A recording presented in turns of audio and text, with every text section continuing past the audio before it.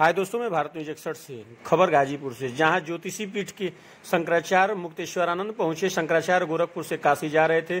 शहर के लंका इलाके में उनका भव्य स्वागत किया गया। इस दौरान मीडिया से बातचीत करते हुए शंकराचार्य मुक्तेश्वरानंद ने कहा कि गौ को राष्ट्रमाता बनाने के समर्थन के लिए वो यात्रा कर रहे हैं। मुक्तेश्वरानंद का कहा कि सनातनी धर्म के लिए सबसे महत्वपूर्ण गाय है। उन्होंने कहा कि ज्ञानवापी का मामला अदालत में लंबित है, इसे चाहते हैं जल्द से जल्द सुनवाई हो, वहां पूजा पाठ शुरू हो।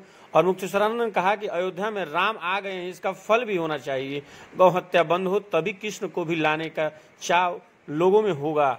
हत्या होती रहेगी तो राम और कृष्ण के आने का क्या मतलब है। शंकराचार्य मुक्तेश्वरानंद ने कहा कि गौ हत्या बंद हो, हम समझेंगे कि देवी और शक्तियों का जागरण हो रहा है। उन्होंने कहा कि हिंदू हो या किसी कार्य को करने के पहले विचार करे पाप और क्या पुण्य है। लोकसभा चुनाव आने वाला है, आप विचार कीजिए, आपको वोट से जो सरकार बनेगी, यदि वो गौ हत्या करेगा तो आप पर भी गौ हत्या का पाप लगेगा। शंकराचार्य मुक्तेश्वरानंद का कहना है। देखिए, अभी हम गौ माता को राष्ट्र माता बनाने के लिए और उनको सरकारों की पशु सूची से हटाकर राष्ट्र माता के रूप में प्रतिष्ठित करने के लिए जो आंदोलन चल रहा है, उसके समर्थन के लिए यात्रा कर रहे हैं।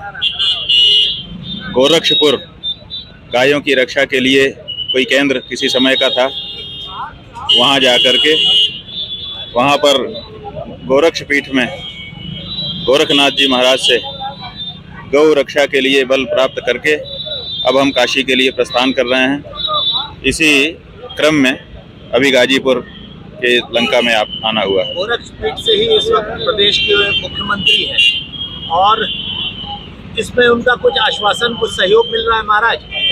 देखिए, जो भी सनातन धर्मी है, हिंदू है, उसके लिए अगर धार्मिक दृष्टि से कुछ भी महत्वपूर्ण है तो सबसे महत्वपूर्ण गाय है। जो भी सनातन धर्मी होगा, हिंदू होगा, वो गाय के बारे में नहीं खड़ा होगा, ऐसा हम सोच भी नहीं सकते।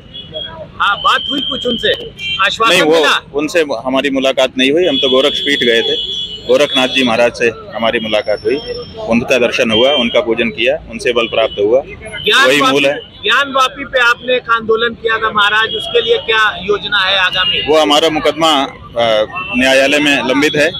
हम चाहते हैं कि जल्दी से जल्दी उसकी सुनवाई हो और वहाँ पर भगवान की पूजा अर्चना शुरू हो। महाराज, अयोध्या हो गया, मथुरा के लिए क्या योजना है? देखिए, अयोध्या हो गया, इसका फल क्या हुआ? यही हमारा कहना है कि अगर अयोध्या हो गया है और वहाँ राम आ गए हैं तो राम के आने का फल होना चाहिए। राम के आने का फल अगर ये होगा कि देश में गौ हत्या बंद हो जाएगी तो कृष्ण को लाने का भी चाव लोगों के मन में उत्पन्न होगा। अन्यथा राम आते रहें, कृष्ण आते रहें, अगर गौ हत्या होती ही रहेगी तो राम के और कृष्ण के आने का क्या मतलब है। इसलिए अगर राम आ गए हैं तो राम के आने के बाद, कम से कम राम के आने के बाद, इस देश में गौ हत्या बंद हो जानी चाहिए। अगर गौ हत्या बंद हो जाएगी तो हमारा जो पराक्रम है, बल है, आत्मबल है, वो बढ़ेगा और कृष्ण भी आएंगे, शिव भी आएंगे, सब आएंगे। लेकिन राम के आने का फल अभी तक नहीं मिला, वो मिलना चाहिए। क्या लगता है, राम मंदिर बन गया लेकिन राम आए कि नहीं? देखिए, गौ हत्या बंद हो तो हम समझें कि दैवी शक्तियों का जागरण हो रहा है, उसके पहले तो हम ये कल्पना नहीं कर सकते। ऐसे में आम जनमानस से क्या आप आम जनमानस से हम ये कहना चाहेंगे कि हिंदू वो है जो किसी भी कार्य को करने के पहले इस बात का विचार करता है कि जो कार्य हम करने जा रहे हैं उससे पाप होगा कि पुण्य होगा। तो आप वोट देने वाले हो, क्योंकि लोकसभा का चुनाव अभी आने वाला है, आप अपना वोट का प्रयोग करेंगे, मताधिकार का प्रयोग करेंगे, मतदान करेंगे। ये विचार कर लीजिए कि आपके दिए गए वोट से जो सरकार बनती है, अगर वो गौ हत्या करती है तो आपको भी गौ हत्या का पाप लगेगा, क्योंकि गौ हत्यारे का समर्थन करने वाले को भी गौ हत्या का पाप लगता है।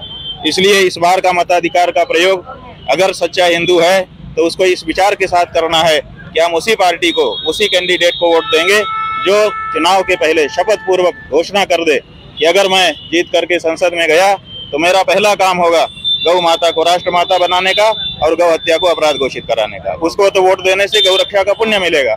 और अगर ऐसा न कह पाने वाले दल को या व्यक्ति को अगर वोट दिया हिंदू ने तो उसको गौ हत्या का पाप लगेगा।